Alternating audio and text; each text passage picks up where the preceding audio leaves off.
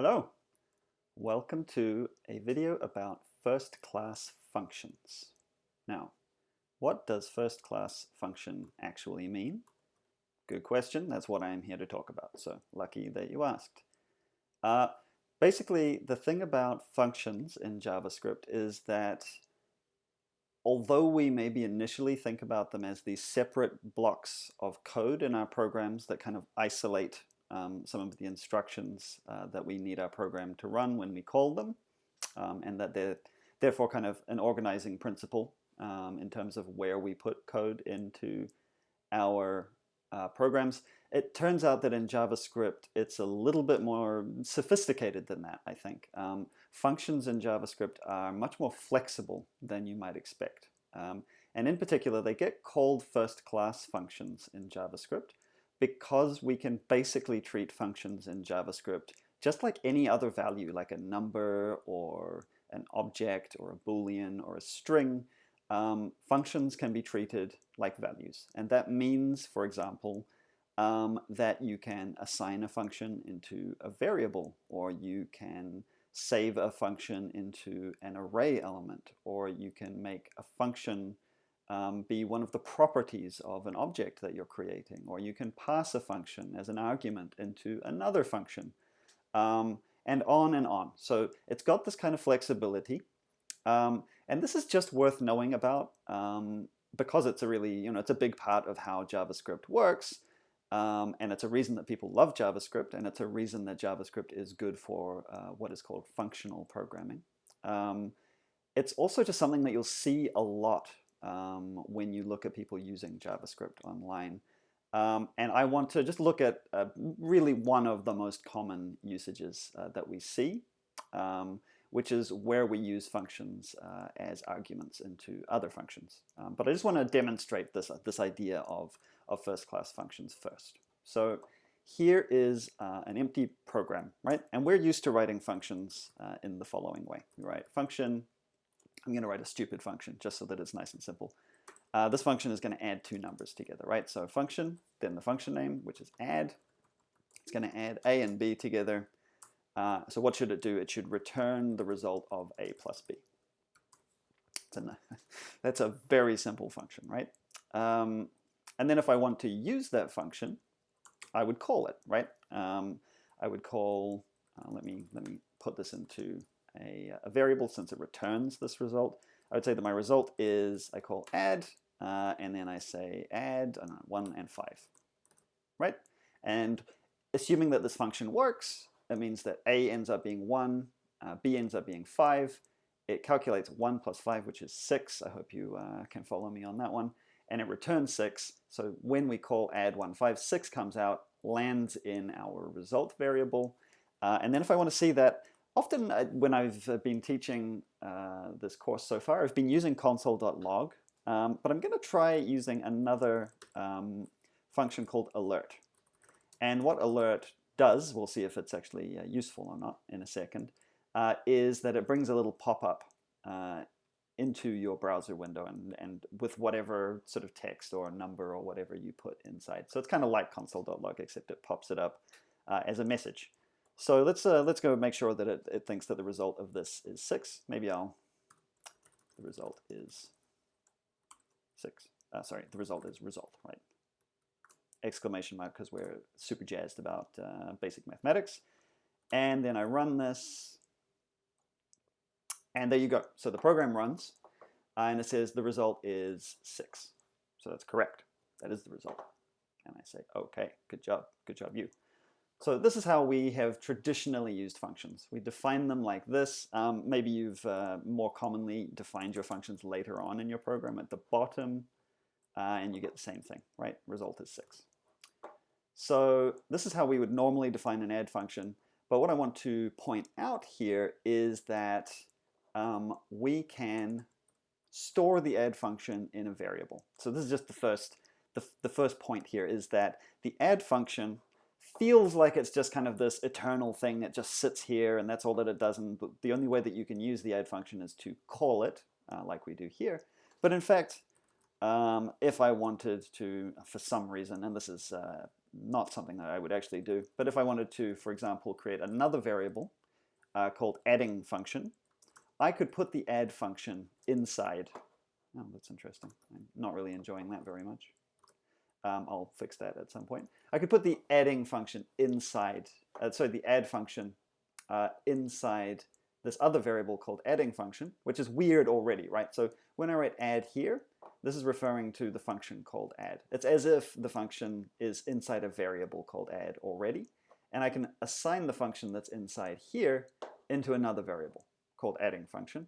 And then, kind of logically, but also kind of weirdly, I can also then call the function that's inside this variable that I just assigned. I can just call it with adding function, the name of this variable, with the same parentheses and the arguments that I want, 1 and 5. Let's say 1 and 10 now. And I can assign the result of that to my result variable and alert. So the same basic idea with one sort of step of, not obfuscation, but like, there's just an extra step here. So if I save that and I switch over, the result is 6 again. Run it again. Sorry, the result the result is 11. Correct. That is the correct result. The result is 11. Okay. So it works. So that's in a nutshell. That is what we mean when we say that we have first-class functions. Okay, we can define a function, and it's as if that function secretly, or not so secretly, lives inside pretty much a variable called the name of the function. So when we say function add, it's like we're creating a variable called add, and that has this function inside of it. It does this thing, which means that we can assign add to another variable, and we can call the function with that other variable because it's got the function inside of it as well. So that's what it is. It's kind of weird, but it's also kind of cool, okay? And the reason, kind of the main reason that this is kind of cool, and that I think we can really get behind this, or at the very least need to know that this is a fact, is when we give functions as arguments to other functions. This is very, very common. So let's do that, right? So let's make another function. It's going to be called hello. And we're going to do the same thing. I'm going to use an alert. It's going to say hello, like that. And so there we go. So if I were to just call the hello function like that, then we would end up with a program that as soon as the page loads, it calls the hello function. That goes into here and it generates an alert that says hello, right? So if I save that, we switch back over to the browser and we see it's saying hello to us. Perfect. So that works. However, one of the most popular, I think, functions that exists that we can use in JavaScript for the browser is set timeout, right? And the way that set timeout works is that we can do something after a delay, and when I say do something, what I mean is call a function after a delay. And the way that set timeout works is that it wants two arguments, or two parameters to come in.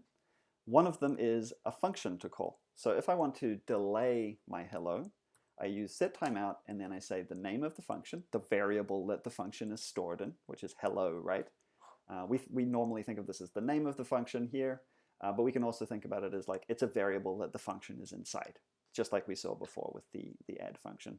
And then the other thing that it wants is it wants a number of milliseconds to delay calling the function. So when I do this and my program runs, set timeout is told at the very beginning of the program, I want you to call the function inside hello after 5,000 milliseconds, 5 seconds. So if we go over to the page now and wait for 5,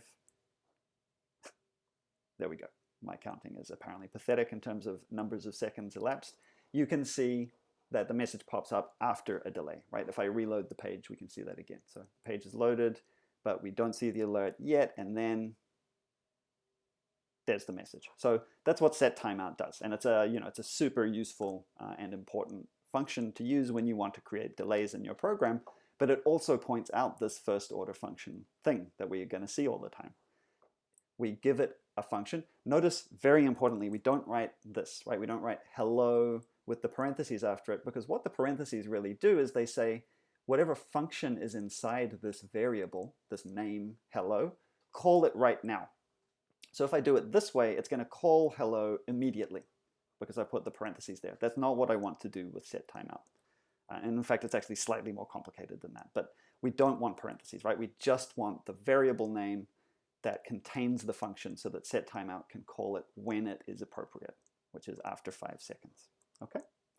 So that's kind of like, that's the big win of this whole idea of first order functions, is because they're just like another value stored in a variable, we can pass them around, and that becomes very, very useful in specific situations. And we'll see a lot more of that because it's a very popular way of doing things in JavaScript and in many other programming languages. Okay, so that is sort of half of it, okay? So when we have a function, it's as if the function is inside a variable with the name of the function, and we can pass that variable with the function inside it to other functions in order to make great stuff happen, like delayed calls of our function. The other big thing that we need to know is about this idea called anonymous functions. Now, anonymous functions are not really a big deal. It's something that I think can be intimidating when you start out with JavaScript, when you first hear about them. You know, they're menacing because they're anonymous. They won't tell you their name, but it's not too much of a big deal, I assure you. Okay, so let's look at how we would do this. So here's the, I'm just going to delete everything. Here's the thing, okay? We can define a function, as in, you know, write what the function does without actually writing its name, provided that we then put it somewhere. So for example, and this kind of just makes it more explicit what we were already talking about, if I have a variable called hello, which I declare with let hello, I can assign into it, like normally we're used to assigning like, you know, a number or true or false or something, but I can assign a function into this that I define here. And the way that I do that is I assign an anonymous function into this variable, and the way that I write an anonymous function is kind of simple. It's literally just the way that I would normally write a function. I just don't give it a name, right? So like this. So I do the same thing. I've got the function keyword, but where I would normally write the name, which is after function, I don't write anything. I just have the parentheses, which would contain any arguments that, that this function requires. And then I have my curly brackets after that, okay? So I'm saying, here's a function. It has no name. That I want to put into hello. And inside this function, we can do all of the normal stuff. So let's do the obvious thing that we've been doing so far, which is that we would have an alert that says hello. Okay. So now what we've got is an anonymous function. And what this function does is it sends an alert that says hello. And I'm storing this function inside a variable called hello. And then I can use it in exactly the same way that I was using the hello function last time. So I can do the same thing, set timeout. What function do I want it to call? I want it to call the function inside my variable, explicitly a variable now, called hello. So this hello variable has got this function inside of it, and I want it to call that the function inside that variable in 5 seconds. So exactly the same thing, right? It's just now we can see explicitly that this is the name of a variable with a function inside of it. And again, if we wait for 5 seconds and I don't get impatient, then we see the message. Okay, so it does the same thing. That's not too surprising. So the key thing here is that when people talk about anonymous functions, all that they really mean, they just mean this, right? It's just that you write a function in exactly the normal way that you always would, except that it doesn't have a name here after the word function. And because of that, I mean, it would be a bit pointless, for example, to just write a function like this, although you could. Because there's no way to do anything with this function, right? It doesn't have a name, so I can't call it. And because I didn't put it into a variable, for example, there's no way to access it. It just sort of sits there and it's defined, but nobody can talk to it. So it makes sense, for example, to put it into a variable like hello so that I can, for example, pass it to set timeout. Or again, I can call it immediately, right? There's the variable called hello, and if I want to call the function inside it, I put my parentheses after the word, after the variable name, and that will call the function, the anonymous function, inside hello. Let's prove that that's true, right? So there you go. It switches immediately back to the browser because it gets called right away and it says hello. And if I reload the page, same thing. Reload, immediately it calls the function inside the hello variable. Okay? There's one more thing that I want to talk about that is very important to, at the very least, be able to look at without cowering in fear. Because it's, again, a big part of how you will see examples of JavaScript being written, and it's something that we'll end up doing in this course. It's a really important way to be able to think about these anonymous functions and the use of functions in general, which is that instead of writing this anonymous function here and assigning it to hello, and then passing hello to set timeout, I could skip a step of that. So instead of doing it that way, what I could do is I could actually define my function right here, my anonymous function, right here inside the arguments of set timeout, right? So set timeout expects two things, a function and a delay. We've already got the delay. Rather than giving it a variable with a function in it, I can define a function right here. And I'll make it do the same thing because that's what we've been doing. It says hello. This will do the same thing. And this is understandably a moment where it can be a little bit intimidating because of the way that it looks quite different. We're not really used to, for example, our function calls, like we're calling set timeout here, right? Here's the opening parenthesis, and it doesn't close until here, 2 lines later. So we're just not really used to that multi-line look of calling a function. So that's something to get used to. And also just being able to see where the anonymous function is in all of this. Like we can see that the definition starts here, just inside the parenthesis of set timeout. Function means that it's a function. The parentheses would hold any arguments that it would take. And then we open the curly brackets for the function here, write our one line of code. This line of code is inside the anonymous function. And then we close the function with the curly bracket here. This comma is separating the function from the other argument into set timeout, which is the 5,000 milliseconds. And this does exactly the same thing. So if I save this and go over here and wait, 1, 2, 3, 4, 5, bam, it does the same thing, right? It's calling that function after 5 seconds.